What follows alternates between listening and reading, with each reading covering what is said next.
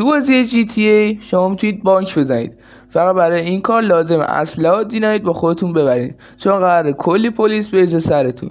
و لوکیشنش هم دقیقا اینجای مپه، کنار این سینما. بعد بیایم و وقتی هم رسیدیم جلوی بانک و رفتیم داخل، اگر NPC مأمور دیدین نباید بکشینش و فقط تیر بزنید به در و دیوار و با تیر زدنتون این در باز میشه و خیلی راحت میتونید داخل بانک بچرخید. پشتمون یه در دیگه هست، بازش میکنیم و میریم سراغ گاف صندوق بانک و برای باز کردنش 2 تا دونه دینامیت بچسبونید بهش و دور بشید ازش و بزنید. در براتون باز میشه و دوباره بسته. یه ذره بعد اینو تمرین کنید که مثل من قلقش دستتون بیاد تا در براتون باز بشه.